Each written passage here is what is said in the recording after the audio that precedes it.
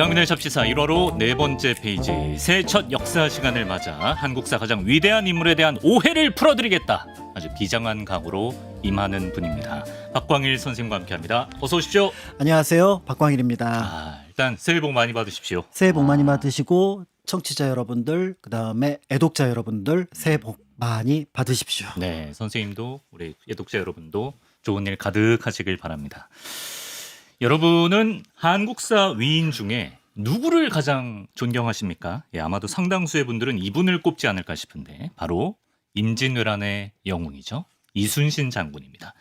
마침 국립중앙박물관에서도 이순신 장군 탄신 480주년, 광복 80주년을 기념해서 특별전, 우리들의 이순신전을 진행하고 있는데요. 3월까지 진행한다고 하니까 가보셔도 좋을 것 같은데 며칠 전에 직접 다녀오셨다면서요? 네, 그 전시에 대한 궁금증도 있고 또 잡지사의 내용을 충실하게 하려면 한번 다녀오면 좋겠다라고 강조하시네요. 생각을 해서 예.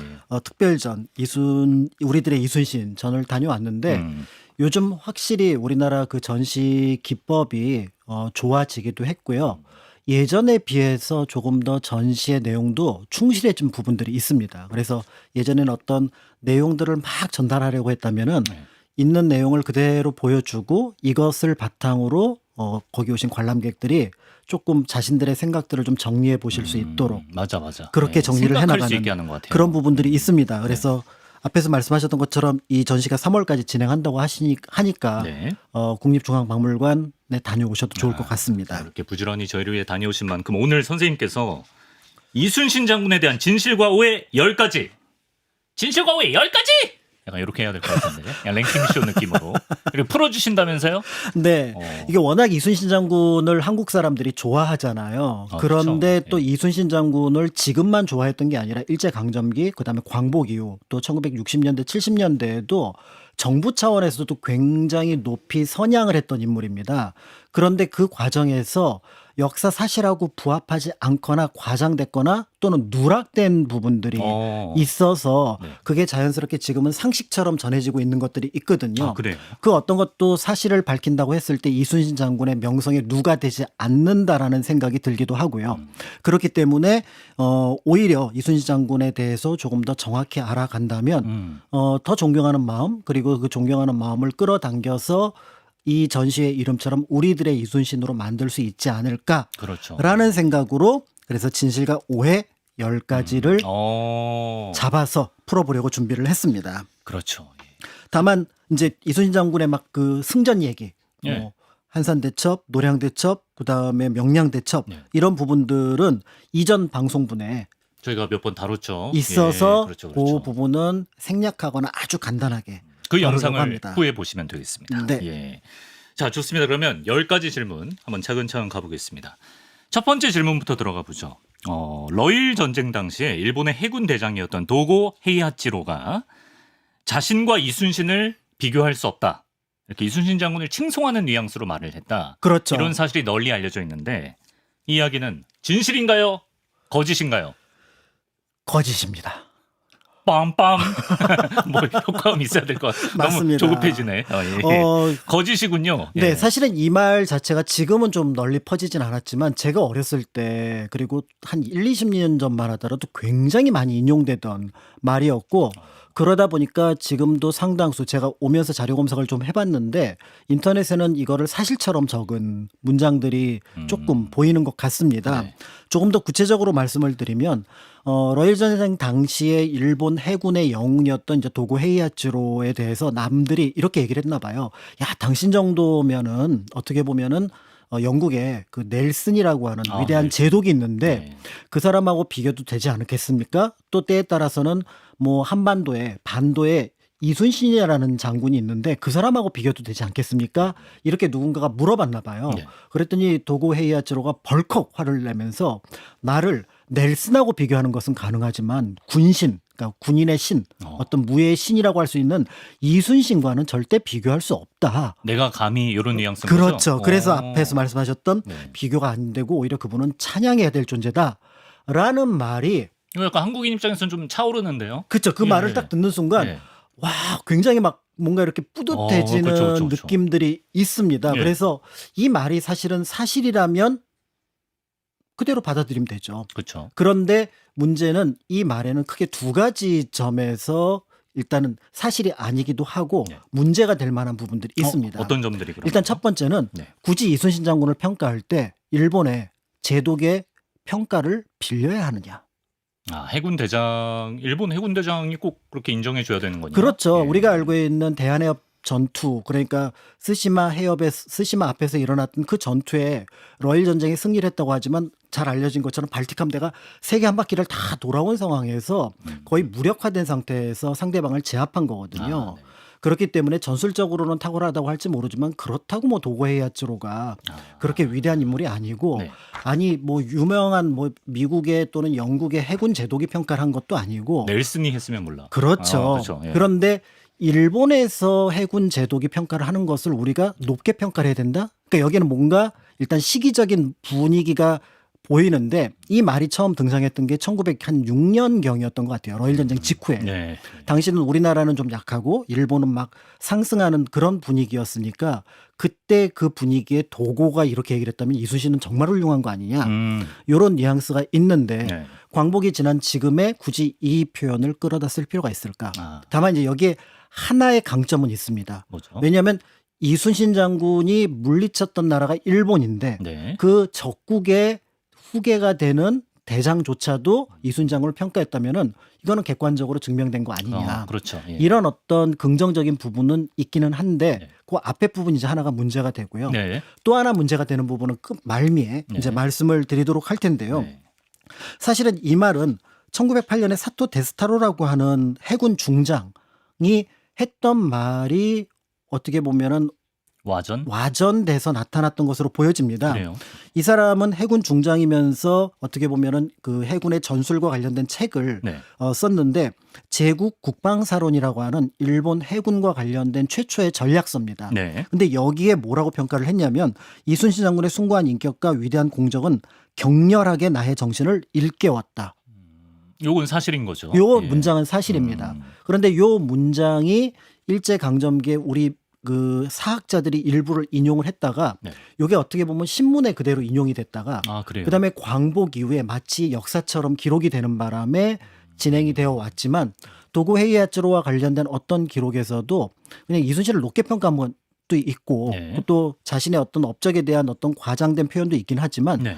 이렇게 넬슨 이순신 자신을 연결해서 평가했던 문장은 네. 없다는 점. 사실 자체도 아니겠다. 네. 예. 그렇기 때문에 그 부분은 좀 피해 가야 될 것 같고요. 네. 한편으로 일본 내에서 다만 이런 분위기, 그러니까 앞에서 말씀드렸던 사토라고 하는 인물이 네. 이순신을 평가했다는 얘기는 적국인 일본에서조차도 이순신 장군에 대한 평가는 굉장히 높았던 부분이 하나가 있고 두 번째, 이 시기에 일본은 서양 열강에 대해서 굉장히 관심이 많이 가지고 있던 시기잖아요. 그렇죠. 예. 그러니까 서양 열강에서도 이순신을 높게 평가하는 어떤 분위기를 읽었던 것 같아요. 오히려 서양에서 먼저 이순신 장군을 높게 평가했던 평가하는 부분. 분위기가 있었나요? 그러니까 일본 네. 내에 이순신을 높게 평가하는 하나의 흐름과 네. 그다음에 서양에서 이순신을 높게 평가하는 두 개의 또 하나의 흐름을 이 사토라고 하는 사람이 확인을 하면서 그러면서 자신의 책에다 이렇게 썼다라고 그래요? 본다면 네. 오히려 이제 우리가 볼 때 일본 내에서 이순신이 어떤 방식으로 높게 평가가 됐으며 더 나아가서 서양에서는 이순신을 어떻게 알았을까? 서양에 어떻게 이순신 장군을 알죠? 그렇죠. 예. 그 부분을 이제 풀어가는 작업이 오히려 어. 이순신의 명성과 관련돼서 좀 객관적인 평가를 하는데 예. 도움이 되지 않을까 이런 생각이 드는데요. 풀어가 주실 건가요? 네. 예. 먼저 이제 일본 내에서 이순신에 대한 평가가 높아진 것은 친구 덕분입니다. 영화요? 아니 유성룡 서해 유성룡. 시다바리 얘기할 뻔했어요. 예. 그렇지 않습니다. 유성룡. 서해 유성룡이 그 평생에 자신의 업적 중에서 가장 중요하게 생각했던 게 지나고 나니까 이순신 장군 발탁한 거잖아요. 그렇죠. 그러니까 그거를 징비록에다가 굉장히 자세하게 이순신 장군에 대한 내용을 썼는데 이 징비록이 일본 안에서 임진왜란 이후에 수입돼서 번역돼서 어떻게 보면은 굉장히 유명한 책으로 활용이 됩니다. 그렇죠. 그러니까 거기에 이제 이순신의 활약이 막 등장을 했는데 문제는 일본 안에서는 또 거의 신적인 존재로 높이 평가받는 인물이 그다음에 도쿠가와 그리고 토요토미잖아요. 히데요시. 근데 이 토요토미를 도대체 누가 막았을까? 네. 누가 잡았을까? 그리고 역사를 보면 라이벌 굉장히 중요하게 생각하잖아요. 그렇죠. 예. 그러면 이 토요토미의 야망을 누가 꺾었을까를 보니까 조선의 이순신인데 그게 징비록에 기록이 되어 있으니까 네. 이 내용이 일본 내에서 쭉 꾸준히 흘러들어온 겁니다. 그러니까 토요토미를 높이면 이순신도 높아지고, 그렇지. 예. 그러니까 그렇죠. 이순신을 높이면 토요토미도 높아지고. 네. 그러니까 우리가 역사를 볼 때 사실 좀 그 조심해야 될 게 뭐냐면 네. 수양제 113만 대군이 무너졌으니까 그들을 오합지졸 아니면 숫자만 많은 군대라고 평가하는 거는 역설적으로 을지문덕의 공을 낮추는 거죠. 네, 어떤 느낌인지 알겠어요. 그렇죠. 그게 네. 그 상대가 최정예니까 근데 그 최정예를 우리도 최대한 잘 막아냈다. 그러니까 그 을지문덕의 실력과 공이 높이 굉장하다라고 평가받는 거죠. 해야 되는 부분들이 있는데 일본에서는 이런 분위기가 하나 이제 만들어졌고요. 네. 그런데 그 이순신을 그러면 이제 영어권 서양에서는 어떻게 알았을까? 그러니까. 이제 이 부분을 좀 어떻게 살펴보면 알아? 좋을 것 예. 같은데요. 네.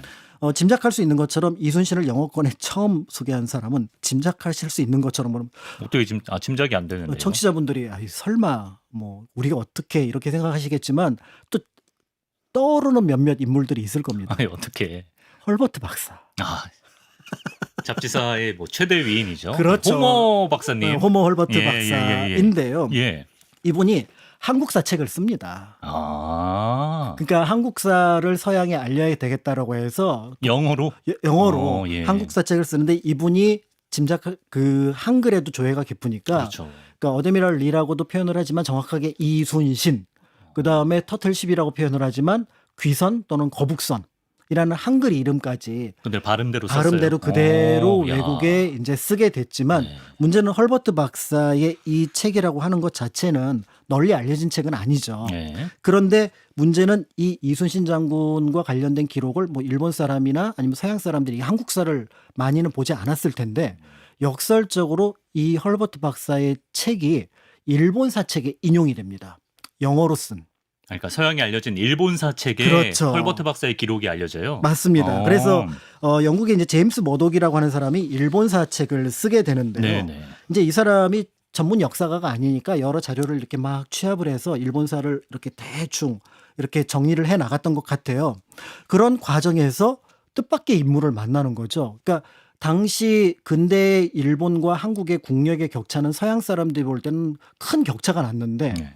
문제는 일본에서도 가장 높게 평가하는 토요토미라는 인물이 네. 조선 침략에 나섰다가 무너져 버린 거예요. 그렇지요. 그럼 누구야 이 사람? 이게 가능한 일이야? 라는 생각을 하는 거예요. 예. 그러니까 지금으로 치면은 미국이나 뭐 아니면은 그 러시아쯤 되는 강대국이 어디 잘 알려지지 않은 작은 나라를 공격했다가 저때 괴멸당한 거죠. 이게 가능한 거야? 그렇죠. 23번 써 24번 다 진다고? 궁금해지죠. 그러니까 이 사람에 대해서 너무 궁금한 건데 음. 이거를 자신이 영어로 썼으니까 일본사 책이긴 하지만 영어권에게 알리는 거잖아요. 그렇죠. 그러니까 여기에 이제 고민을 합니다. 누구로 표현을 하면은 이 사람을 금방 이해를 할까? 서양 사람들이 그렇죠. 당연히 넬슨 그렇죠. 아. 나폴레옹을 잡았던 넬슨을 떠올릴 수밖에 거기 없죠. 비유를 하는 거예요. 그러니까 한반도에 네. 조선이란 나라에 넬슨과 같은 제독이 있었다라고 여기다가 묘사를 합니다. 아시아의 넬슨 이런 느낌. 그러니까 헐버트에는 거기에 그런 내용이 없었는데 없는데. 그 내용을 그렇죠. 인용하다가 네. 자신이 독자를 이용해서 이 비유를 쓰게 되는 거고요. 거기서 넬슨이랑 엮이는구나. 네. 그러면서 이 넬슨이라고 하는 인물과 한번 1차적으로 엮이는데 네. 그러면서 이제 대중적으로 일본 안에서도 그리고 이제 영어권 안에서도 넬슨 이순신이 연결되는 고리가 만들어졌다가 네. 나중에 이제 이 알렉산더 벨러드라고 하는 영국 전략 전문가가 보고서 하나를 만들어냅니다. 일종의 이제 그 해전과 관련된 보고서인데요. 해양이 일본 정치사에 미친 영향이라고 하는 책입니다. 여기에서 벨러드 역시 조선이 승리한 거를 믿을 수가 없는 거예요. 네. 그러니까 결국은 이 조선의 승리 배경 속에서 어떤 인물을 찾아내냐면은 이순신 장군을 찾아내면서 네. 앞에서 그 넬슨과 비교했던 그 인용 부분을 그대로 가져오는 것과 더불어서 한산도 해전을 구체적으로 파악을 한 거죠. 해양전이니까. 예. 그래서 이 트라팔가 해전 트라팔가 해전에 비교를 해요. 한다는 것이 이제 한산도 대첩. 그러니까 이제 영국계 또는 영국의 역사를 잘 알고 있는 사람이라면은 확 와닿는 거죠. 확 와닿는 거죠. 그렇죠. 아니 이게 그런 전쟁이야? 한산도가? 네. 그다음에 이분이 그런 인물이야? 하면서 넬슨 트라팔가 그다음에 이순신 한산도 대첩. 그렇지. 이렇게 이제 영향을 끼쳤다라고 볼 수 있고요. 네. 그래서 이거를 못 믿을까봐 벨로드는 부연 설명을 합니다. 뭐라고 뭐라고요? 부연 설명을 하냐면 넬슨과 동등한 해군 제독이 다른 나라에 있다는 것을 인정하는 것은 영국인들에게 매우 어려운 일이다. 그럴 수 있죠. 그러나 영국인한테. 그렇게 간주될 수 있는 자격을 갖춘 사람이 있으며 그는 패배라는 것을 결코 몰랐고 적의 앞에서 전사했던 아시아의 위대한 해군 사령관이다라는 부연을 붙여놨어요. 그러니까 당신들이 믿지 못하는 거 이해하지만 내가 연구해본 결과 팩트야, 팩트. 이거는 네. 사실이고 그렇죠. 사실 내가 한국 사람이면 더 높여서 얘기할 수도 있었을 네. 거야. 이런 얘기들이 이제 전해지니까 여기에 대한 내용들이 앞에서 이제 일본에서 흘렀던 이순신에 그 분위기. 대한 지식, 그다음에 존경 이런 것들이 덧붙여져서 네. 누군가가 신문 기사로 만들어낸 거예요. 일본에서요? 우리나라에서. 우리나라에서. 그러면서 이제 그게 도고 헤이아츠로가 이런 말을 했다. 넬슨, 그렇게 이순신 됐구나. 이렇게 이제 네. 연결이 됐다라고 볼 수가 있는데요. 그러니까 결국은 일본 내에서 하나의 흐름 속에서 이순신 장군에 대한 그 지식과 존경, 그다음에 서양에 소개되었던 이순신에 대한 어떤 위대한 어떤 업적 이런 것들을 따로따로 보시는 것만 하더라도 이순신 장군의 업적에는 전혀 문제가 없고요. 네. 제가 앞에서 말씀드렸을 때 이렇게 바라보는 시선에 하나의 또 좀 문제점이 있을 수 있다고 말씀을 드렸는데 이순신을 지나치게 강조하면은요. 네. 조선이라는 나라가 별 볼 일 없는 나라가 됩니다. 이 별 볼 일 없는 나라에서 성운 같은 분이 나타났다라는 그렇죠.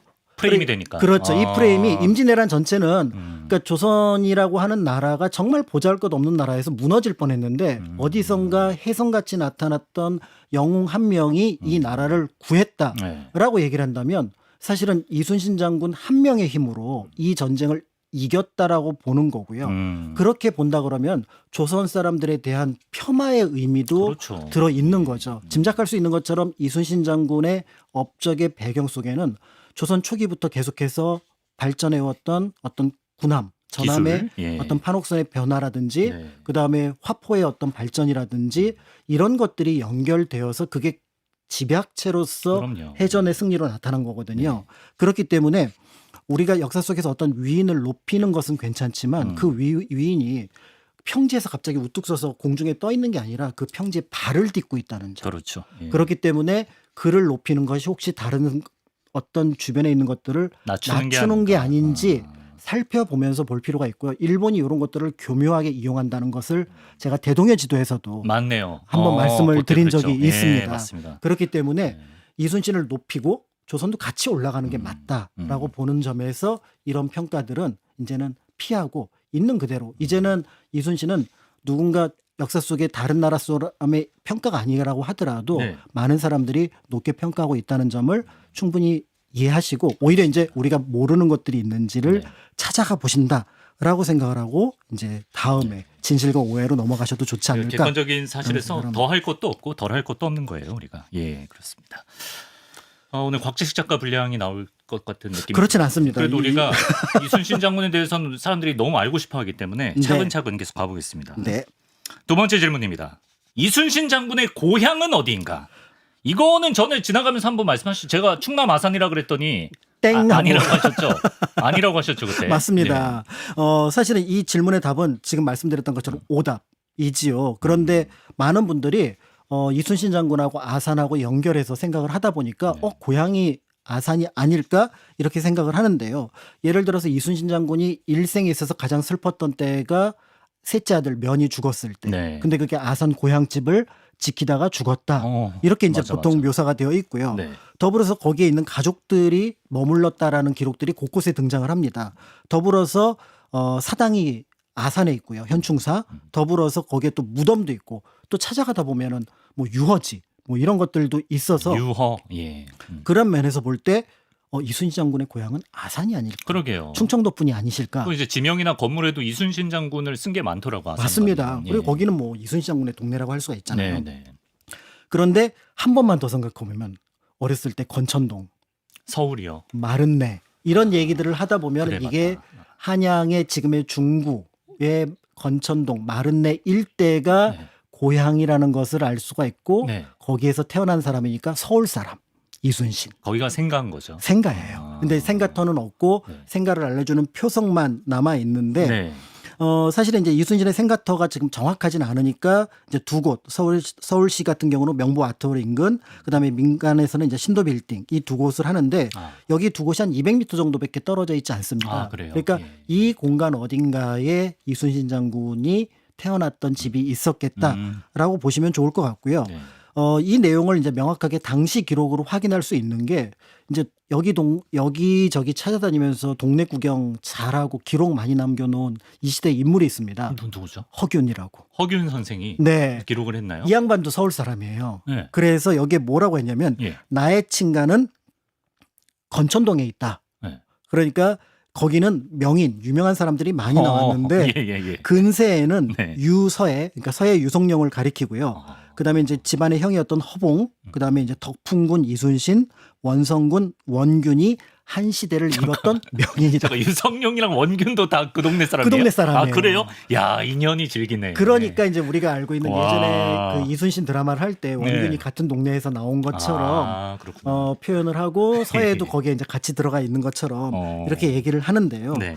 그렇기 때문에 이제 여기에서 허균이 평가를 하기를 서해는 국가를 중흥시킨 공이 있고 원균, 이순신 두 장수는 나라를 구원한 공이 있다라고 성서 부부고라고 하는 본인의 책의 기록을 결정적인 해보았습니다. 기록이네.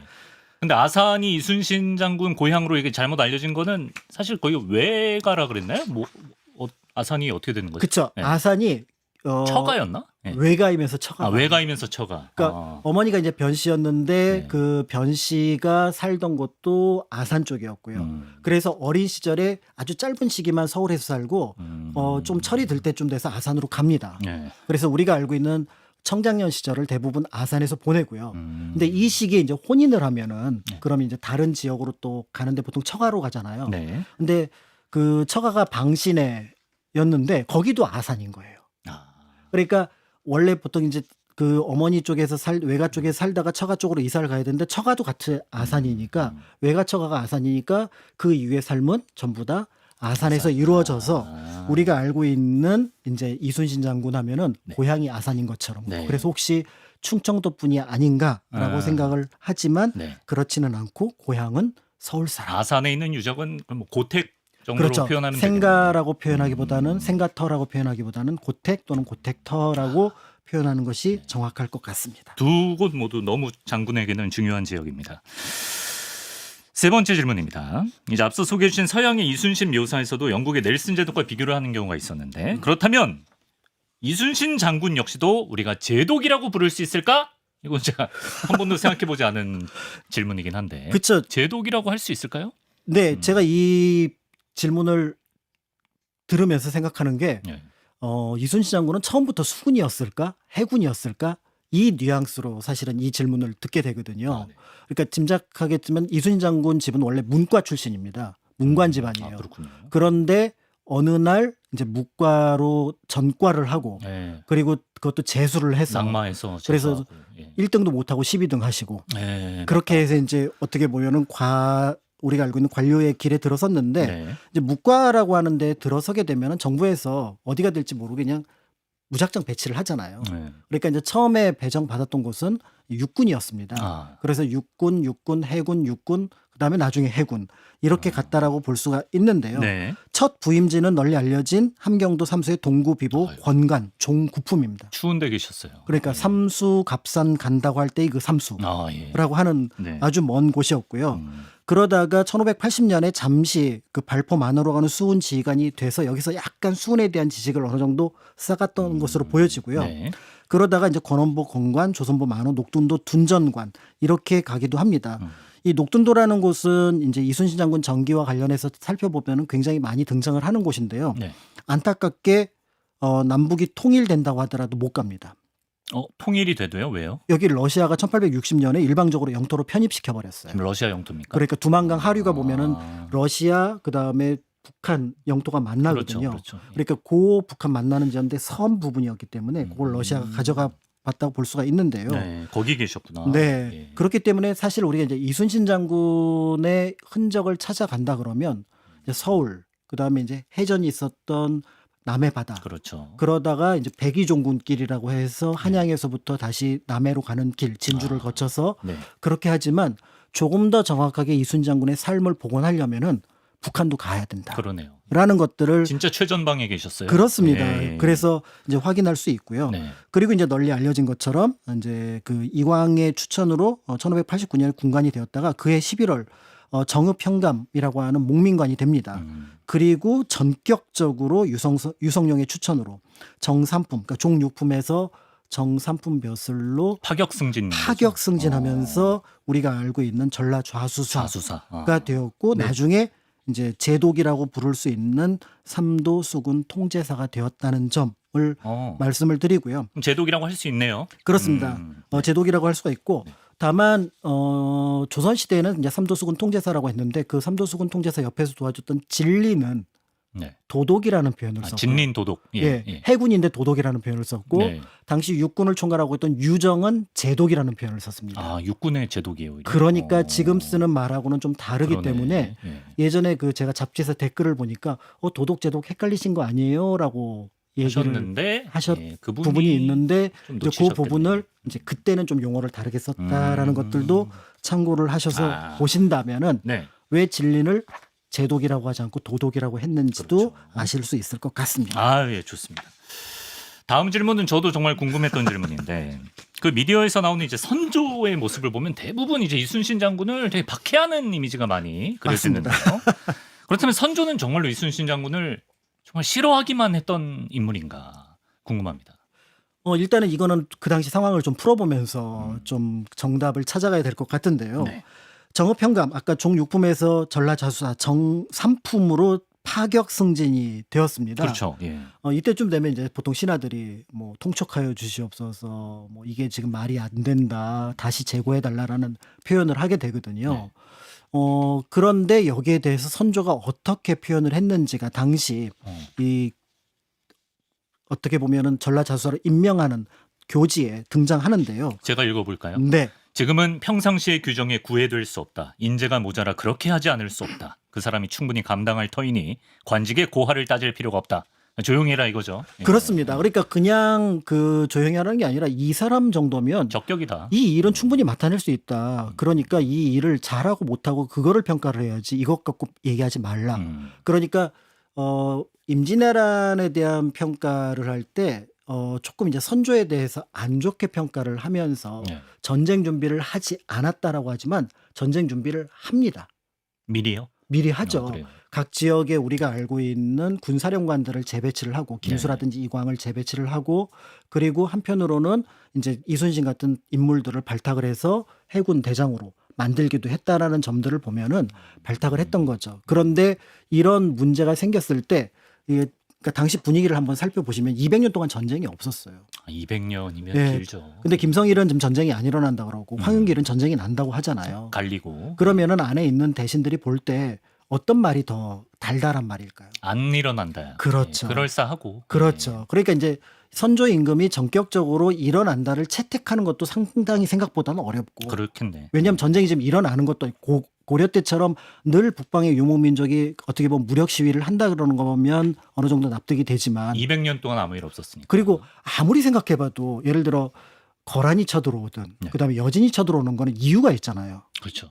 근데 일본이 쳐들어올 이유를 짐작이 안 가는구나. 찾기가 어려운 거야. 그러니까 아무리 생각해봐도 쟤네들이 왜? 네. 설마 명나라를 친다고? 어. 정면가도가 있기는 하지만 정면가도 얘기는 계속 나왔지만 야 그 얘기를 터무니없게 느껴지죠. 그 얘기를 어떻게 세계 랭킹 200위 축구팀이 브라질 아니면 독일을 200위 정도로 봤나요? 예. 그 정도 나라가 네. 어떻게 공격을 하겠어라고 생각을 하는 거랑 비슷한 거잖아요. 네. 그러니까 그때 뉘앙스를 어느 정도 염두에 두고 제가 선조를 변호하자는 게 아니라 선조 AS 같은데요, 지금. 아니요. 예. 그렇진 않습니다. 네네. 그럼에도 이제 국정의 그 최고 책임자는 모든 최악의 순간을 염두에 두어야 되는 것이 맞는데요. 어느 정도 방비는 했다. 그런데 이제 그때 이순신이라는 인물에 대한 평가가 들어왔을 때 네. 이거를 전격적으로 수용했다라는 점은 선조가 가지고 있었던 어떤 정치적인 역량이 일정 수준 정도는 되었다. 실력을 봤다는 라고 거니까요. 볼 수가 있습니다. 예, 예. 자, 그런데 이제 문제는 네. 우리가 선조가 이순신을 싫어했다라는 평가가 나오는 건 이때의 기준은 물론 아닐 겁니다. 네. 바로 그 유명한 백의종군. 백의종군 할 네. 때 그러니까 이순신 장군 보고 저쪽에 부산에 일본군이 쳐들어오는데 가서 공격해라라고 하는데 이순신 장군이 볼 때는 그거는 뭔가 지금 함정에 빠지는 것 같아서 못 가겠다라고 얘기를 하니까 네. 그러면 네가 임금을 능멸하냐? 아, 라고 하면서 시작됐던 요 신경전이 이제 포커스가 되는 그렇죠, 건데요. 그렇죠. 예. 근데 이때가 잘 알려져 있는 것처럼 가토하고 고니시의 관계 속에서 반관계를 쓴 거라고 널리 알려져 있죠. 가토하고 고니시는 서로, 그러니까 고니시가 1대, 가토가 가토기 요마사 고니시 유키나가. 네, 고니시가 1대, 그다음에 가토가 2대인데 이 둘이 서로 정말 사이가 안 좋잖아요. 1대 2대 뭐예요? 그러니까 장군 그 총사령관? 첫 번째 네. 그 침략군, 두 번째 침략군. 아, 예. 총 9개의 침략군들이 들어오게 되는데 네네. 이제 세 번째는 구로다가 이제 이끌고 오거든요. 네. 근데 이렇게 끌고 왔는데 이 둘이 사이가 안 좋다는 게 전쟁을 하면서 이게 조선 명나라까지 퍼집니다. 그렇지, 그렇지. 그런데 그 둘 사이에 사이가 안 좋다는 거를 역으로 이용해서 네. 지금 이제 가토가 쳐들어오고 있는데 고니시에서 첩보를 넘겼다. 아, 네. 그거를 우리 쪽에서 받아가지고 네. 그러면 둘이 사이가 안 좋은 건 우리가 알고 있으니 이 첩보는 믿을 만하다. 그래서 이순신한테 내려서 들어오는 가토를 쳐라.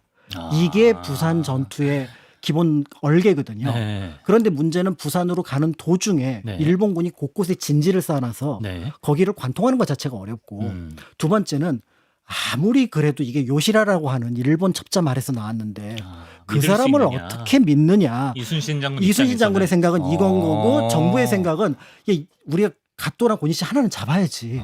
근데 고니시가 가토 잡겠다는데 그렇죠, 우리가 그렇죠. 이거 한번 잡아보자. 아, 이렇게 했던 것의 충돌이라고 볼 수가 있는 거죠. 그렇구나. 예.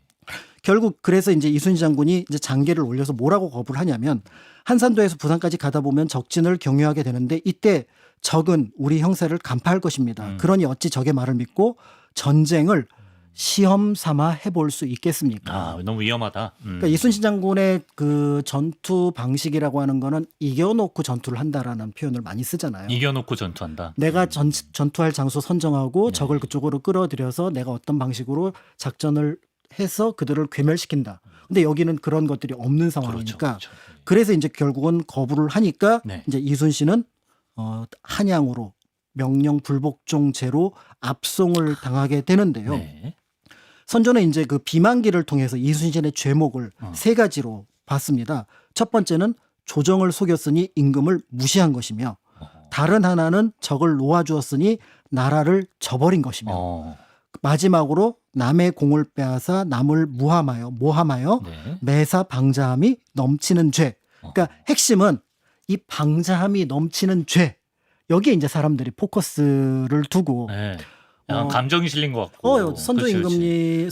임금이 볼 때는 이순신을 감정을 가지고 봤구나. 네. 이제 이렇게 생각을 했던 것 같습니다. 네. 그렇죠. 그래서 결국 이 정도 죄면은 이제 사형이 맞는데 네. 당시 이제 우의정 정탁 목숨을 걸고 이순신을 지켜냅니다. 그렇죠. 그래서 죄가 없는 것은 아니지만, 그러니까 달래야 되니까 죄가 없는 것은 아니지만 공을 세워 스스로 다하게 하여 성은에 보답하게 하는 것이 맞지 않겠습니까?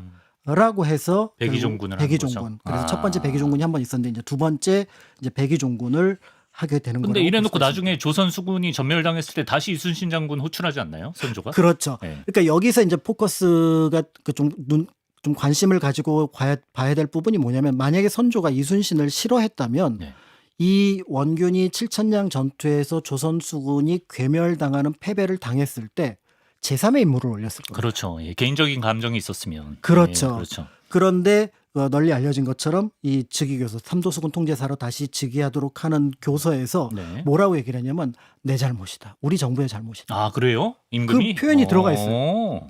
원래 누군가를 임명하는 오. 교지에 네. 너는 무슨 일을 잘하니 네. 너의 집안이 어떠하니 네.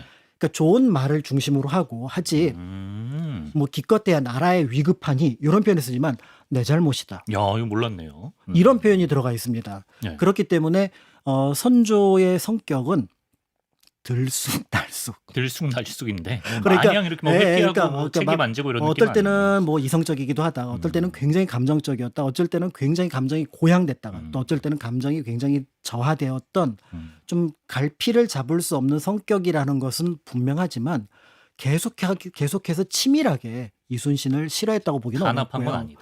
나중에 이제 선무공신 3명을 지정을 하잖아요. 네. 그러니까 우리가 알고 있는 이순신 장군, 원균, 권율 딱 3명만 선무 1등 공신이 되는데 네. 그 1등 공신에도 1번을 이순신 장군이요? 이순신 장군으로 넣습니다. 오, 요거 보면 확실히 네. 실력은 무조건 인정했네. 그렇기 때문에 이제 아. 우리가 알고 있는 것처럼 무조건 싫어했다기보다는 어떤 한 장면을 통해서 전반적인 역사의 흐름 또는 어떤 그 사람의 성격, 어떤 그 시대 전체 상황으로 치환하는 것들은 조금은 조심하면 좋지 않을까 아. 그런 생각을 해봅니다. 네. 다섯 번째는 좀 짧게 가볼까요? 예. 일본과의 여러 전투에서 이순신 장군이 보여준 승리에 대해서 우리가 잘 알고 있지 않습니까? 근데 이 승리를 조선 수군의 우월한 무기 덕분이다. 이렇게 보기도 합니다. 이거는 이렇게 볼 수 있습니까? 예, 뭐 여러 다큐멘터리나 아니면은 그 이순신 장군을 다룬 영화를 보면 판옥선, 그 다음에 그 총통 그렇죠. 이런 것들이 등장을 하면서 적을 압도적으로 이기고 이길 수 있는 무기를 갖고 있다. 이렇게 이제 표현을 하고 있는데요. 네. 그럼에도 불구하고 똑같은 무기를 가지고 초기에 전쟁이 일어났을 때 경상우수사 박홍이라든지 좌수사 박홍이라든지 그 다음에 원균이라든지 원균. 칠천량에서 완전히 패배를 하잖아요. 아, 물론 그렇죠. 정부의 명령이라고 하는 잘못된 기초가 있기는 했었습니다만은 그럼에도 불구하고 이런 것들 무기 체계가 유일한 승부처는 아니었다. 무기 체계 우위에 있었던 건 맞지만 어느 그렇죠. 정도 맞지만 그게 유일한 건 아니다. 그렇죠. 예. 그래서 오히려 여기서 이제 고민해야 될 부분들은 바로 뭐냐면은 당시 조선의 화약 무기, 그다음에 판옥선과 같은 어떤 전함 체계가 일본보다 앞서 있었다라는 것. 이런 것들을 조금 더 눈여겨보는 것이 더 좋지 않을까. 그래서 이 무기를 가지고 누구는 이겼고 누구는 졌는데 그럼에도 전반적인 무기 체계는 조총을 제외하고는 조선군의 무기가 탁월했고 탁월했고. 그 조총도 얼마 지나지 않아서 바로 복제를 해서 만들어 쓰거든요. 아, 이제 그렇기 때문에 그런 면들을 염두에 둔다면 어떤 기술력. 그렇죠. 임진왜란 전체의 어떤 상황을 이해하는데 참고하시는 것이 더 낫지 않을까 이렇게 볼 수 있을 것 같고요. 질문에 대한 결론으로는 역시 우월한 무기를 바탕으로 탁월한 승리를 이순신 장군이 거뒀다. 이렇게 볼 수 있을 것 같습니다. 깔끔하네요. 예. 네. 다음 질문 드리겠습니다. 아, 요것도 이렇게 질문으로 짜주시니까 되게 궁금하네. 임진왜란 당시에 이순신 장군이 쓴 일기, 난중일기. 정말 그 일기의 이름이 난중일기일까? 이게 아닐 수도 있나요? 아니죠. 아니니까 아니 이게 난중일기가 아니에요? 근데 당연히 이제 일기입니다. 일기. 아, 그냥 일기. 일기예요. 아, 제목이 없는 건가? 그럼? 제목이 없습니다. 그러니까 제목이 없는데 다만 이제 나중에 그 일기를 모아놓고 네. 이제 이순신 장군은 돌아가실 당시에 전사하실 당시에 이미 신화가 되거든요. 당대에. 네. 그러니까 이제 이순신 장군의 여러 기록들을 쭉 모읍니다. 모으면서 처음에는 임진연거. 그래서 네. 임진일기, 무술연거, 무술일기. 아, 이런 식으로 해마다 이렇게 이제 첩을 해놨던 부분들이 있는 거죠. 네. 그리고 여기 일기에 보면 이제 재밌는 부분들이 워낙 일기니까 전황만 적은 것이 아니라 뭐 가족 간의 관계도 있고요. 예전에 이제 조선의 양반들은 사인이 있잖아요. 사인 있죠. 수결. 수결. 거기 일기장에다 계속 수결을 몇 번 반복해 놓은 게 있어요. 연습하신 사인 거. 연습. 아, 공문서에서 잘하고 싶어서. 네. 어. 우리도 보통 일기장 같은 거 가끔 하다가 이번에 친근하네. 사인을 좀 바꿔야지 하면서 사인 바꾸거나 그렇죠. 특히 연예인분들은 굉장히 또 사인 예쁘게 진짜 하잖아요. 다이어리네, 다이어리. 그렇죠. 네. 그러니까 이순신 다이어리였던 겁니다. 네. 그러다가 정조 때 이제 이 정조가 말 그대로 이순신 장군 왕팬이거든요. 아, 그러니까 이순신 장군에 관련된 모든 기록들을 다 정리하는 과정에서 네. 우리가 알고 있는 이충무공 전서라고 하는 이순신 장군의 종합 기록이 만들어지게 되는데요. 네. 이때 이 일기에 뭔가 이름을 붙이고 싶은 거예요. 그런데 야, 일기를 임진일기도 있고 무술일기도 있는데 이 7년 동안의 일기를 어떻게 약간 종합할 수 있는. 종합할 수 있는 게 뭘까? 그래서 누군가 뭐 임진일기 그랬는데 아니 정유재라는. 아, 그렇지. 그럼 정유일기 아니 그럼 임진왜라는. 그러면 둘 다 난이구나. 난이구나. 어. 이거를 장군님께서 그렇게 난리 중에도 쓰셨네. 그렇지. 난리 중에 쓰신 일기? 난중일기. 아마 그런 뉘앙스로 난중일기가 붙었던 것 같아요. 그분들도 읽으면서 아, 이 난리 중에도 이렇게 디테일하게 쓰셨네. 그렇죠. 이런 생각하셨겠죠. 그렇기 예. 때문에 처음에는 일기, 나중에는 간지를 따서 붙였던 각각의 어떤 첩 그러다가 그거를 모두 종합해서 네. 나중에 후대 난중에 쓰신 일기라는 의미로 난중일기라고 이름을 붙였습니다. 네. 7번째 질문 드리겠습니다. 이번 명량대첩에 대한 이야기인데요. 명량대첩하면 이제 이순신 장군의 명언 딱 떠오르는 게 있으실 겁니다. 신에게는 아직 12척의 배가 남아 있습니다. 요 대사. 근데 이 배의 수를 두고 저는 몰랐는데 12척이 아니라 13척이라는 주장이 있다고 합니다. 네. 12척? 13척? 예. 제가 이제 실제로 전시를 보면서 어. 옆에서 굉장히 진지하게 보시던 네. 이제 그 전시를 보시던 분들이 서로 이제 회의를 하는 거예요. 근데 명량대첩은 12척이야, 13척이야? 12척 아니에요? 영화에도 나올 정도. 그 영화에 이제 12척이고 지금 상소에도 12척으로 장계에도 나오잖아요. 네. 그래서 12척? 근데 보니까 또 13척이라고 안내문에 그려져 있는 거예요. 아, 그래요? 오. 그러니까 이제 뭐가 맞나요? 거기 이제 패널을 보면은 그 내용이 정확하게 설명이 되어 있지만 네. 의외로 많은 분들이 12척이냐 13척이냐를 꼭 고민하는데 이제 이 문제를 한번 풀어보려고 하는데 이 핵심은 바로 이제 명량해전이라고 하는 전투가 되잖아요. 그렇죠. 1597년 9월 16일 하루 동안 진도하고 해남 사이에 있었던 울들목이라고 하는 곳에서 벌어진 전투인데 네. 이 전투는 기적과 같은 승리라고 많은 분들이 얘기를 하죠. 그렇죠. 그래서 12척 또는 13척의 배로 100척이 넘는 일본 수군을 맞서서 완벽한 승리를 괴멸했다. 거둔 예. 어떤 그런 전투라고 이제 평가를 받는데요.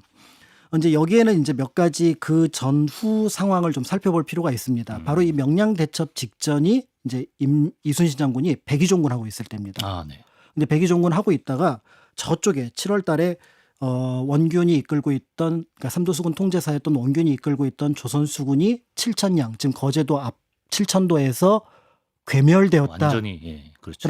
소식을 듣고 땅을 치고 있는 상황에서 어. 얼마 지나지 않아서 진주에서 삼도수군 통제사 복직을 명받습니다. 아, 예, 예. 그러니까 어떻게 만든 조선 수군인데 그렇지. 그리고 그 수군이 그 괴멸하면서 그 옆에서 이순신 장군과 같이 싸웠던 이혁기 부하들. 예. 그다음에 최호 네. 이런 분들도 모두 어떻게 보면 전사를 했거든요. 아, 그러니- 상실감이 엄청 컸겠네요. 그러니까 거의 이제 나라가 망했다라는 생각을 하고 있던 그 참에 삼도수군 통제사로 명이 떨어졌으니까 어떤 의미에서 보면 아무것도 할 게 없는 빈털털이 직함만 받은 상황이 됐는데 네. 그런데 천하의 네. 이순신 장군이잖아요. 네. 바로 움직이기 시작합니다. 어. 그래서 8월 8일 순천에 가서 병기와 식량을 확보를 하고요. 예. 그 다음에 8월 9일에는 보성에 가서 한 120명 정도의 흩어져 있던 수군을 아유. 제가 그대- 영끌하는 느낌이네요. 그대들 어디 있었는가 그랬더니 어. 장군님 하면서 막 쫓아오는 그 드라마 속에 예. 한 장면이 있습니다. 예, 예, 예. 그리고 우연히 그 당시 경상 우수사였던 배설이 이끌던 12척의 배가 네. 온전하게 있다는 것을 확인을 하고 어. 배설에게 그 배를 인수하러 갑니다. 12척. 예, 그래서 그 12척이 뭐냐면 칠천량의 맨 끝에 있다가 그 앞으로 다 들어가서 좌우에서 협공을 받아서 이 조선 수군이 무너질 때 그 12척을 이끌고 도망쳐 나온 게 배설이에요. 배설이. 예. 그러니까 이 12척을 가지고 그리고 이제 다시 어떻게 보면 이제 조선 수군을 재건하고 있는 상황이었던 예. 거죠. 그런데 이렇게 재건을 하고 있는데 15일 날 네. 조정에서 문서 하나가 탁 하고 떨어집니다. 이제 그 문서가 바로 뭐냐면 네. 지금 조선 수군의 형세가 약하다고 들었다. 어. 적을 막아내기 어려우니 수군을 폐지하고 어. 그 나머지 몇백 명의 군사라도 네. 육지로 와라. 육군으로 돌려서 아. 활용하고 그대도 뭐 이제 뭐 뉘앙스는 육군으로 돌아오는 게 아, 어떻겠느냐. 네. 승산이 없다고 본 거죠. 승산이 없지 않느냐. 그 10척, 열 몇 척 가지고 음. 어떻게 이길 수 있겠느냐. 음. 이렇게 얘기를 하는 거죠. 네. 이때 이제 이순신 장군이 반론을 거기서 나오는 거구나. 그 유명한 장계를 아, 올립니다. 예. 그래서 쭉 앞에 쓰고 그리고 마지막에 지금 신에게 전선이 아직 12척이 있사오니 죽을 힘을 다해 싸운다면 오히려 해볼만 합니다. 전선이 비록 적다고 하더라도 배가 적다고 하더라도 소신이 죽지 않은 이상 적이 감히 우리를 업신여기지는 못할 것입니다. 예. 자신감. 아, 진짜 멋있다. 감동적인 문장. 내가 있는 한 12척 가지고도 벌벌 떤다. 그러니까 이순신 장군의 장계 중에서 몇 개가 감동적인 게 있는데요. 진짜 옥포해전 끝나고 나서 삼가 적을 무찌는 일로 아뢰어옵니다. 첫 그럼 번째 승전보. 이제 이 더불어서 신에게 아직 12척의 배가 있고 기가 막히게 소신이 죽지 않은 이상 적이 감히 우리를 업신여기지 못할 것입니다. 저릿저릿합니다. 근데 왜 13척은 왜 13척 얘기가 나요? 자, 그러니까 이 장계에서 등장했던 것처럼 이순신은 이때 12척의 배를 가지고 이제 우리가 알고 있는 명량대첩을 준비하고 있었던 거죠. 네. 그런데 우연히 한 척을 우연히 구하나? 네, 예, 예. 9월 2일 날 네. 9월 2일이 아니라 네. 나중에 김옥추가 가지고 있었던 네. 전라 우수사의 배 한 척을 더할 수 있게 됩니다. 이 전선 하나를 더 구한 거예요. 그럼 싸울 땐 13인가요? 그렇죠. 장계를 쓸 때는 아. 12척, 아. 그다음에 나중에 김옥주의 배 한 척을 네. 더 더해서는 13척. 그러니까 명량해전 당시에는 13척이 되니까 이 장계에는 분명히 12척이라고 둘 다 해놓고 맞네. 왜 싸울 때는 13척이 되시느냐. 혹시 이순신 장군이 이렇게 숫자를 10이라는 숫자를 좋아하셨느냐라고 하는 것이 아니라 그 사이에 그러니까 전선이 끊임없이 변화하고 그다음에 어떤 전략이 그 어떤 배의 숫자가 끊임없이 변화했던 네. 어떤 어려웠던 시기의 상황을 그렇죠. 보여주는 예. 거다라고 보시면 그러니까 될 뭐 것 싸우는 같습니다. 장면을 그리거나 할 땐 13수로 그리는 게 맞겠네요. 네. 그러면. 예. 자, 둘 다 맞는 얘기였습니다. 요거 궁금합니다. 이번에 국립중앙박물관 전시에도 이순신 장군의 장검이 전시돼 있다고 하는데 이게 엄청 크다고 하더라고요. 그래서 이거를 실제로 장군께서 이 칼을 쓰셨느냐, 휘두르셨느냐. 네. 이제 네. 그걸 놓고도 이제 또 그 관람객들이 가만히 보고 있는데 옆에서 이제 논쟁을 벌이시더라고요. 저거를 이순신 장군이 직접 흔들었다니. 아, 뒤에 있는 분한테 여쭤보면 바로 말해줄 텐데. 휘둘렀다니까 막 이렇게 얘기를 하는 거예요. 그러면서 아니 저렇게 큰 걸, 그러니까 무게도 무게지만 무게가 지금 대략 한 4kg 조금 넘거든요. 4kg. 네. 그러니까 칼과 칼집의 무게를 합치면 한 6kg 정도가 되니까 썼을 흔들 수는 되잖아. 있을 것 예. 같아요. 근데 문제는 뭐냐면 네. 이게 칼자루 포함해서 길이가 2cm 모자라는 1m입니다. 2m입니다. 아, 2cm 모자라는 2m예요. 198cm. 아, 엄청 크네. 청룡 언월도 수준이네요. 그러니까요. 이렇게 예. 기니까 그러니까 이제 거기서 그게 이제 납득이 안 되는 거죠. 무게는 이순신 장군이 힘이 세서 흔들었다고 하지만 사이즈가 키가 그러니까 또 이순신 장군 키가 크지 않으셨을까? 그래도 2m는 아니셨겠죠. 예. 2m는 너무 크죠, 칼이. 네. 예. 그러니까 이제 이런 어떻게 보면은 고민 아닌 고민을 조금 작은 거여서 작은 거지만 이제 불러일으켜서 이 질문을 준비를 했는데요. 어떻게 보십니까? 이거는 이제 의장용 칼입니다. 그러니까 아. 이제 말 그대로 적과 싸울 때 쓰던 칼이 아니라 위험을 세우기 이렇게 위해서. 한번 쫙 들어서 지휘를 하거나 아니면은 그 그 장군님 뒤에 이렇게 걸어놓고 네. 어떤 권위를 묘사하는 네. 그런 것이라고 볼 수 있고 거기에 덧붙여서 이순신 장군은 여기에 또 하나의 의미를 부여를 했던 것 같아요. 바로 자신이 전장에 나가는 의미가 무엇인지를 이 칼에다가 담고 싶었던 것 같은데요. 거기에 보면은 이런 글귀가 두 개의 칼에 각각 새겨져 있습니다. 네. 석자칼로 하늘의 맹산이 산하가 두려워 떨고 아. 한 번 휘둘러 쓸어버리니 피가 산하를 물들인다. 그러니까 나는 이 전쟁에 나가서 적을 반드시 무찌른다. 섬멸하겠다. 라는 의미를 여기에 포함을 했는데 네. 더 흥미로운 거는 이 칼이 1594년 4월에 태귀련 이 무생이 만들었다는 글자까지 새겨져 있습니다. 아, 만든 사람의 이름까지. 그렇죠. 그러니까 이 시기가 바로 뭐냐면은 1차적으로 한산대첩 이후에 조금 어느 정도 안정기에 들어갔지만 적과 긴장 속에서 어떻게 보면은 적진을 계속해서 탐지하던 네. 그런 시기였기 때문에 그 시기에 이순신 장군이 자신의 뜻을 담고 또 삼도수군 통제사 위엄을 표현할 수 있고 또 지휘할 수 있는 의장용 칼로 만들었다라고 볼 수가 있는데요. 국보로 지금 지정돼 있는 맞습니다. 겁니다. 예. 굉장히 멋있는 칼입니다. 석자칼에 또 반응하실 한 분이 생각나네요. 네, 근데 석자가 또 넘어요. 아, 석자도 넘어요, 심지어. 한 6자 정도가 되는 칼이기도 하지요. 네. 네. 9번째는 전에 한번 다뤄주셨던 것 같아요. 충무공이 이순신 장군 한 분이 아니다. 맞습니다. 그죠? 예. 충무공이 이순신 장군 한 분이 아니기도 하거니와 더 나아가서 조선시대 기록을 만약에 찾다가 이분은 누구지? 내가 아는 분이 아닌가? 라고 만날 수 있는 분이 있습니다. 어떤? 바로 충민공 이순신이에요. 그 이순신 장군이죠? 아닙니다. 아니요, 달라요. 우리가 알고 있는 지금 이분 이순신 장군입니다. 네? 왜 이런 일이 벌어졌냐면 성웅. 네, 성웅 이순신 장군. 그분이요. 그분 말고 누구? 예. 또 이순신이라는 또 아, 다른 동명이인의 맞다, 그 맞다. 부하 장령이 있다. 있습니다. 같이 싸운 분. 네. 예, 맞다. 이순신 장군은 이제 그 세 명의 선무 1등 공신이기 때문에 이제 당연히 이제 굉장히 그 어떻게 보면 당대 이름이 높았습니다. 네. 그러면 이 정도 되면은 이제 그 전사를 하고 나면은 나라에서 이제 뭐 벼슬을 추증하면서 시호도 같이 내려야 되거든요. 예. 근데 당시 상황이 급했는지 아니면 또 이때 선조가 약간 뭔가 좀 어떤 기분이 좋지 않았는지 시호를 내리질 않아요. 그러니까 시호라는 거는 어떤 사람이 그러니까 예를 들어서 어렸을 때는 이제 서로 주고받는 뭐 자라고 하는 여해가 있고 그다음에 부모님으로 받은 이름은 순신이라는 이름이 있고 그다음에 자기끼리 부르는 자호가 있지만 친구들이 부르는 그런데 그것과 별개로 이제 나라에서 죽은 다음에 내려주는 것을 시호, 예. 그러니까 그 증시, 그러니까 시를 준다라는 표현을 쓰거든요. 근데 바로 안 내려요. 근데 이때 안 내려줍니다. 네, 네. 그러다가 이제 1600년에 이혁기 수사랑 같이 모셨던 사당인 충민사라는 사당이 있어요.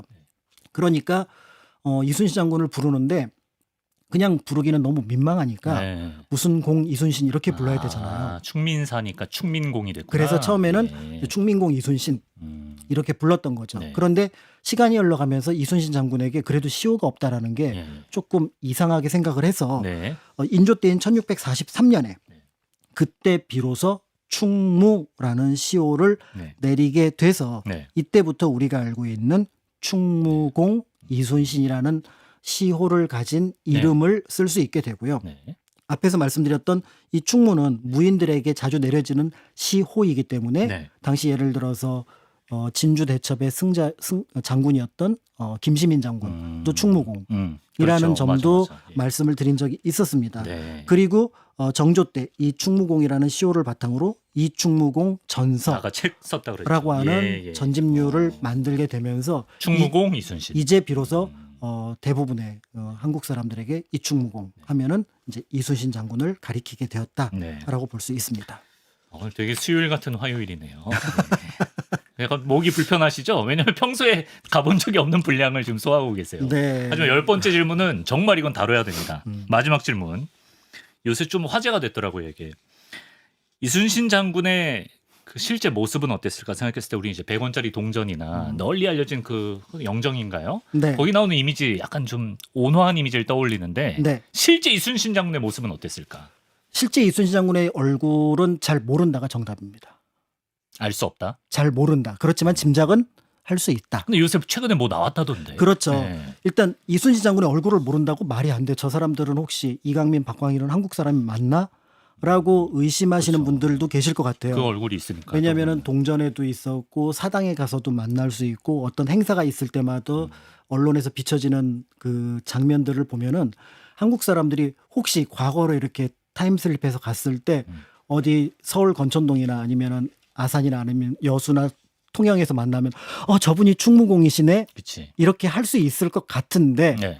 그 문제- 사진 한번 볼까요? 네. 그렇죠. 저 네, 모습. 저 아산 모습. 현충사에 네. 있고 현재 우리나라에서 공식적으로 이순신 장군의 표준 영정으로 지정한 초상화가 바로 이 초상화입니다. 그렇습니다. 그래서 이제 굉장히 온화하기는 하고요. 그래서 전반적으로 문신의 느낌을 주는 그런 초상화입니다. 맞아요. 문신의 느낌이죠. 다만 이제 흉배를 보면은 호랑이가 그려져 있고 그 다음에 의자 뒤에 그 호랑이 가죽이나 범의 가죽, 그러니까 표범의 가죽 같은 것들이 보이거든요. 네. 그래서 무신이구나 정도를 알 수 있을 정도이지만 온화한 느낌이 드는데 네. 저 그 초상화는 이제 그 월전 장우성 화백이라고 하는 분이 이제 그린 표준 영정이라고 볼 수가 있습니다. 그러니까 충무공 기념사업회에서 특히 이제 처음에 이제 정읍 쪽에서 이순신 장군 그 사당을 만들게 되는데 거기에 걸 그림이 필요했던 거예요. 그래서 이제 장우성 화백한테 이순신 장군의 모습을 그려주십시오라고 하는데 이것만큼 어려운 게 없거든요. 그렇죠. 차라리 제 얼굴을 그려주십시오. 그렇죠. 하는 당연하죠. 거는 예. 편할 텐데 네. 그러니까 이제 그 장우성 화백은 징비록에 나와 있는 여러 가지 기록 기록을, 거기 예. 보니까 선비처럼 저기 그 모습이 단아했다. 그 기록이 있구나. 네. 그리고 이제 보통 어떤 사람의 초상화를 그릴 때 많이 참고하는 게 그 사람의 후손입니다. 그렇죠. 예. 그러니까 이제 아산 현충사 일대 그리고 아산 일대 살고 있었던 덕수이 씨 가문의 이순신 장군의 후손들 여러 남자분들의 모습을 정리해서 조금은 이상화해서 네. 그린 그림이 바로 이제 저 단아한 모습. 예, 표준 영정에 등장한 모습이라고 볼 수 있는데요. 네. 그래서 우리는 대체로 이순신 장군 하면은 저 모습이라고 알고 있지만 실제 처음 만들어진 초상화는 그게 아니라 조금 더 이전에 만들어진 청전 이상범 화백이 그린 이순신 장군 저 모습. 초상화가 있습니다. 누가 봐도 무장이죠. 그렇죠. 일단은 예. 무인의 복장을 하고 있고요. 네. 눈꼬리가 치켜 올라가 있습니다. 맞습니다. 그다음에 수염들이 굉장히 뻣뻣한 느낌이 들고요. 제가 외군이라면 저분을 더 무서워했을 것 같아요. 맞습니다. 예. 그래서 청전 이상범 화백이 이제 1930년대 우리가 알고 있는 아산 현충사를 없애내 만회하는 그런 일들이 있었거든요. 예. 이때 사람들이 뜻을 모아서 우리 이순신 장군의 현충사도 지켜야 되고 그리고 이순신 장군을 현양하는 작업을 해야 된다라고 하면서 당대 최고의 화백이었던 이상전 이상범 화백에게 이제 그림을 요청을 한 겁니다. 예. 근데 이상범 화백 역시 그림을 이순신 장군을 그려달라고 뭐라고 어렵죠. 하니까 예. 당시 이제 본인이 이제 소속돼 있었던 게 동아일보라는 신문이었는데 네. 동아일보 각 지국에 연락을 해서 네. 이순신 장군 관련된 그림 자료를 모두 올려달라. 그런 게 있나요? 그러니까 각 지역의 사당 같은데 전해지는 사당들이 네. 굉장히 많으니까 거기서 그린 그림을 다 올려달라라고 얘기를 했던 것 같아요. 네, 그 종합해서 한 게 저 그림이군요. 그렇습니다. 예. 그래서 전국에 전해지는 이순신 장군 초상화를 다 수소문해서 현재의 이 그림을 그린 것으로 알려져 있어서 네. 어떤 의미에서 보면은 이순신 장군의 모습이라고 한다 그러면은 저 모습이 현실과 더 가깝지 않을까 이렇게 생각을 하게 됐는데요. 근데 제가 최근에 뉴스에서 본 건 또 따로 있습니다. 저 맞습니다. 그림 말고. 그런데 네. 최근에 알려진 그림이 네. 저 이상범 화백이 그린 이순신 장군의 초상화랑 굉장히 비슷한 그림이 하나가 더 있죠. 네, 네, 네. 바로 스코틀랜드 출신의 화백이었던 엘리자베스 키스가 그렸던 푸른 옷을 입은 무인입니다. 그렇죠. 이순신 장군이라고 제목엔 특정이 되어 있지 않지만 맞습니다. 뒤에 거북선이 있잖아. 그렇죠. 그리고 앞에 봤던 이상범 옷과 화백이랑 비슷하고. 그다음에 예. 눈꼬리가 올라간 것하며 수염의 모습이나 이런 것들이 청전 이상범 화백이 그렸던 것과 똑같고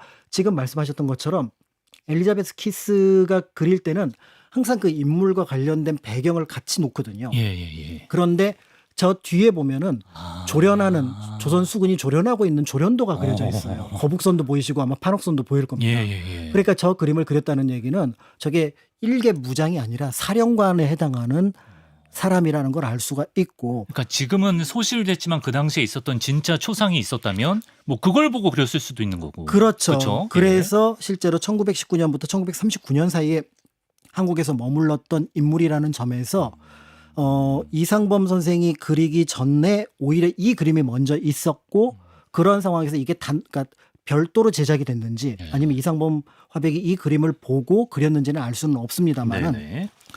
두 그림이 그러니까 세 점이 남아 있는데 그러니까 세 점을 그렸는데 두 점이 비슷하다면은 네. 약간 그쪽으로 무게추가 쏠리는 것은 분명할 것 같습니다. 그렇지만 일단은 1973년 한국 정부는 이제 그 현충사에 전해지는 그렇죠, 저 앞에 그렇죠. 보셨던 그 정읍에서 처음 그렸던 것을 참고로 해서 그린 그 초상화를 표준 영정으로 하고 있다는 점을 참고하시면 좋을 것 같고요. 네. 나중에 이제 이 그림 계속 좀 이렇게 병기가 돼서 같이 올라와서 사람들이 이순신 장군을 이런 느낌으로도 기억을 하지만 네. 이런 느낌으로도 기억하면 어떨까? 해풍 맞으면서 자외선 차단제도 없던 시절에 그러니까요. 해풍 맞으면 어떤 얼굴일까? 약간 이런 생각도 해볼 수 있는 거죠. 예. 네, 그런 모습을 생각해 보시면 예. 오히려 누군가 이렇게 특정해 놓은 이순신의 모습이 아닌 조금 더 그 역사 속으로 들어가서 이순신 장군의 모습을 상상해 보는 어떤 계기를 만들어 볼 수 있을 것 같습니다. 예. 아, 올해 첫 방송. 예. 1시간 올해 뭐 이렇게 하시겠다는 거예요, 앞으로? 뭐 아니, 선전포고인가요? 그렇진 않습니다. 아니죠. 네, 예. 네, 네. 우리 모두를 위해서 예, 작년처럼 해주시면 될 것 같습니다.